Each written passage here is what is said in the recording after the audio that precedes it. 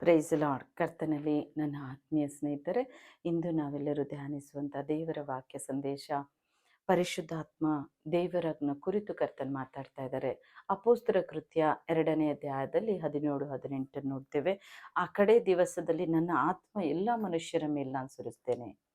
ನಾನಾ ಭಾಷೆಗಳಿಂದ ನೀವು ಮಾತಾಡ್ಬೋದು. ಹೌದು, ಆ ಆತ್ಮನ ಬಲ ನಿಮ್ಮ ಮೇಲೆ ಬರುವಾಗ, ಅಭಿಷೇಕ ಬರುವಾಗ ಏನೆಲ್ಲ ಆಗುತ್ತೆ, ಪವಿತ್ರ ಆತ್ಮನು ನಿಮ್ಮ ಮೇಲೆ ಇಳಿಯುವಾಗ ನೀವು ಬಲವನ್ನು ಹೊಂದಿಕೊಳ್ತೀರಿ ಅಂತ ಕರ್ತರು ಹೇಳ್ತಾರೆ.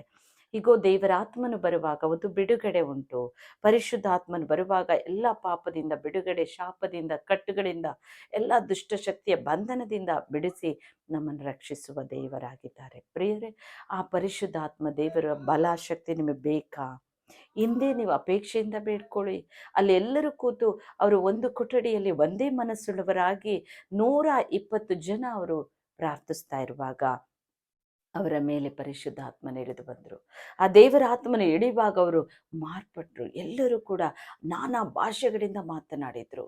ಆ ಪವಿತ್ರಾತ್ಮನ ಬಲದಿಂದ ತುಂಬಲ್ಪಟ್ಟು ಪೇತ್ರನು ಎದ್ದು ನಿಂತು ಅವನು ಪ್ರಸಂಗಿಸ್ತಾ ಇದ್ದಾನೆ. ಆ ದಿನ 3,000 ಜನ ರಕ್ಷಣೆಗೆ ಬಂದರು. ನೋಡಿ, ಕ್ರಿಸ್ತನ ಬಗ್ಗೆ ನಮಗೆ ಚೆನ್ನಾಗಿ ತಿಳಿಸುವವರೇ ಪರಿಶುದ್ಧ ಆತ್ಮನು. ದೇವರ ವಾಕ್ಯವನ್ನು ಅರ್ಥೈಸಿ ತಿಳಿಸೋರೆ ಪರಿಶುದ್ಧಾತ್ಮನು. ಸತ್ಯ ವೇದವನ್ನು ಓದುವಾಗಲೂ ಅದೆಲ್ಲವನ್ನ ತಿಳುವಳಿಕೆಯಾಗಿ ನಮಗೆ ಕಲಿಸಿಕೊಡೋರೆ ಪರಿಶುದ್ಧಾತ್ಮನು. ಮತ್ತೆ ಪರಿಶುದ್ಧಾತ್ಮನು ಬರುವಾಗ ನಮಗೆ ಆಲೋಚನೆ ಕೊಟ್ಟು ನಡೆಸ್ತಾರೆ. ದೇವರ ಆತ್ಮನು ಬರುವಾಗ ಜ್ಞಾನವಂತರಾಗಿ ನಾವು ನೋಡಿದ್ದೇವೆ. ಪರಿಶುದ್ಧಾತ್ಮನು ಇರುವಾಗ ದುಷ್ಟಶಕ್ತಿ ನಮ್ಮ ನೋಡಿ ಯೇಸು ಕ್ರಿಸ್ತನು ಇಗೋ ದೇವರು ಬರ್ತಾ ಇದ್ದಾರೆ ಅಂತ ನಮ್ಮನ್ನು ನೋಡಿ ಅವು ಓಡೋಗ್ತವೆ. ಪ್ರಿಯರೇ, ದೇವರ ಆತ್ಮನು ಯಾರಲ್ಲಿ ಇರ್ತಾರೋ ಆ ಅಭಿಷಿಕ್ತನ ಓಪನಿರುವಾಗ ಆ ಪಟ್ಟಣವನ್ನೇ ಕರ್ತನವನಿಗೆ ಅಧೀನವಾಗಿ ಕರ್ತನು ಕೊಡುವಂಥದ್ದು. ಪ್ರಿಯರೇ, ಯಾಕೆಂದರೆ ದೇವರ ಆತ್ಮನಿಗಷ್ಟು ಶಕ್ತಿ ಇದೆ. ಪರಿಶುದ್ಧ ಆತ್ಮನು, ಆತ್ಮ ಸ್ವರೂಪಿಯಾದ ಕರ್ತನು ಕ್ರಿಸ್ತನೇ ನಮ್ಮೊಳಗೆ ಬಂದು ಆತನ ವಾಸ ಮಾಡ್ತಾರೆ. ಗಲಾತ್ಯ 2:20 ನಾವು ನೋಡ್ತೇವೆ, ಇನ್ನೂ ನೀವು ಜೀವಿಸೋದಿಲ್ಲ, ಕ್ರಿಸ್ತ ನಿಮ್ಮೊಳಗೆ ಜೀವಿಸ್ತಾರೆ. ಹೌದು ಪ್ರಿಯರೇ, ಆ ಆತ್ಮನ ಅಭಿಷೇಕ ನಮ್ಮೆಲ್ಲರಿಗೂ ಬೇಕು. ಆ ಪವಿತ್ರ ಆತ್ಮ ನಾವು ಪಡ್ಕೊಂಡಾಗಲೇ ತುಂಬಿ ಹೊರಸೂಸೋ ಪಾತ್ರೆಯಾಗಿರ್ತೇವೆ, ಆಶೀರ್ವಾದ ನಿಧಿ ಆಗ್ತೇವೆ. ನಾವೇನು ಬೇಡ್ಕೊಂಡ್ರು ಕರ್ತನು ಆ ಪ್ರಾರ್ಥನೆಗೆ ಸದುತ್ತರವನ್ನು ಕೊಡ್ತಾರೆ. ನೀವು ಆತ್ಮಭರಿತರಾಗ್ರಿ, ದೇವರ ಆತ್ಮನನ್ನು ಅಪೇಕ್ಷೆಯಿಂದ ಹೊಂದಿಕೊಳ್ಳ್ರಿ, ಆತನನ್ನು ಪ್ರೀತಿಯಿಂದ ಕರೆಯಿರಿ. ಕಡೆ ದಿವಸ ಕರ್ತನೆ ಹೇಳ್ತಾರೆ, ನನ್ನ ಆತ್ಮ ಎಲ್ಲ ಮನುಷ್ಯರ ಮೇಲೆ ನಾನು ಸುರಿಸ್ತೇನೆ. ಎಲ್ಲ ಮನುಷ್ಯರ ಮೇಲೆ ಕರ್ತನು ಅಂದಾಗ ಜಾತಿ ಭೇದ, ಯಾವುದೇ ಆದಂಥ ಪಂಗಡ, ಹೆಣ್ಣು ಗಂಡು ಯಾವುದು ಭೇದ ಮಾಡಲಿಲ್ಲ ಕರ್ತನು. ಎಲ್ಲ ಮನುಷ್ಯ ಜಾತಿಯ ಮೇಲೆ ನನ್ನ ಆತ್ಮ ಸುರಿಸ್ತೇನೆ. ಹಾಗಾದರೆ ಪ್ರತಿಯೊಬ್ಬ ಮನುಷ್ಯರ ಮೇಲೆ ಯಾರು ಅಪೇಕ್ಷೆ ಪಡ್ತಾರೋ, ಯಾರು ನನಗೆ ದೇವರ ಆತ್ಮ ಬೇಕು ಎಂಬುದಾಗಿ ಕೇಳುವಂಥ ಎಲ್ಲರ ಮೇಲೆ ಕರ್ತನ ಆತ್ಮನ ಅಭಿಷೇಕ ನಡೆಯುತ್ತೆ.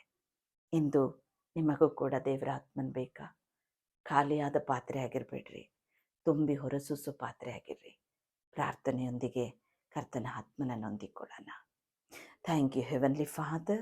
ಸರ್ವಶಕ್ತನ ದೇವರೇ, ಇಂದು ನನ್ನೊಂದಿಗೆ ಸೇರಿ ಯಾರ್ಯಾರು ಪ್ರಾರ್ಥಿಸ್ತಾ ಇದ್ದಾರಪ್ಪ, ಕರ್ತನೆ ಅವರೊಂದು ಖಾಲಿಯಾದ ಪಾತ್ರೆ ಆಗಿರ್ಬೋದು. ದೇವರೇ, ನಿನ್ನ ಆತ್ಮನ ಬಗ್ಗೆ ಅವರಿಗೆ ತಿಳಿಯದೇ ಇರ್ಬೋದು. ತಂದೆ, ನಿನ್ನ ಆತ್ಮನ ಅಭಿಷೇಕ ಬರುವಾಗ ಏನೆಲ್ಲ ಆಶೀರ್ವಾದ ಇದೆ ಎಂಬುದನ್ನು ಅವರು ಅರಿಯದೆ ತಿಳಿಯದೆ ಹೋಗಿರ್ಬೋದು. ಅಪ್ಪ, ಇಂದು ಪಕ್ಕನೆ ನಿನ್ನ ಆತ್ಮ ಅವರ ಮೇಲೆ ಇಳಿಯಲಿ, ನಿನ್ನ ಅಭಿಷೇಕ ಅವರ ಮೇಲೆ ಆವರಿಸಲಿ.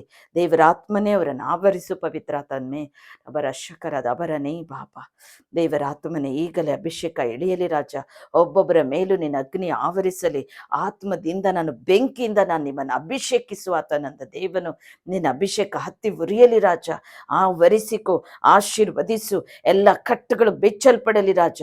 ವ್ಯಾಧಿಗಳು ನೀಗಲೇ ಯೇಸುವಿನ ನಾಮದಲ್ಲಿ. ಅವರು ಯಾರ ಬಳಿ ಹೋಗಿ ಪ್ರಾರ್ಥನೆ ಮಾಡ್ತಾರಲ್ಲ, ಅದ್ಭುತಗಳು ನಡೆಯಲಿ ದೇವರೇ. ಅಚ್ಚರಿಯ ಕಾರ್ಯಗಳು ನಡೆಯಲಿ ಸ್ವಾಮಿ. ಆಶೀರ್ವದಿಸು, ಎಂದೇ ಅದ್ಭುತ ಮಾಡು, ಈಗಲೇ ಅದ್ಭುತ ಮಾಡು. ನಿನ್ನ ಮಹಿಮೆಯುಳ್ಳ ಆತ್ಮನ ಬಲ ಅಭಿಷೇಕ ಅವರ ಮೇಲೆ ಹತ್ತಿ ಉರಿಯುತ್ತಾ ಇರಲಿ ರಾಜ. ಎಳೆಯಲಿ ನಿನ್ನ ಆತ್ಮನು ಅಭಿಷೇಕ ಎಲ್ಲರ ಮೇಲೆ ಇಳಿಯಲಿ ರಾಜ. ಎಲ್ಲ ಮನುಷ್ಯರ ಮೇಲೆ ನನ್ನ ಆತ್ಮ ಸುರಿಸ್ತೇನೆ ಅಂದ ದೇವನು. ಹೌದಪ್ಪ, ಯಾರ್ಯಾರು ಈ ವಾಕ್ಯ ಸಂದೇಶ ಕೇಳಿದಾರೋ ಪ್ರತಿಯೊಬ್ಬೊಬ್ಬರನ್ನು ನೀನು ಸ್ಪರ್ಶಿಸು ಪರಿಶುದ್ಧ ಆತ್ಮನೆ. ನಿನ್ನ ಅಭಿಷೇಕ ಅವರ ಮೇಲೆ ಇಳಿಯಲಿ ತಂದೆ. ಆಶೀರ್ವದಿಸು ಅಯ್ಯ. ಅಪ್ಪ, ಅವರು ಕೊಡುವಂಥ ಫಲ ನಿಲ್ಲುವಂಥದ್ದಾಗಿರಲಿ.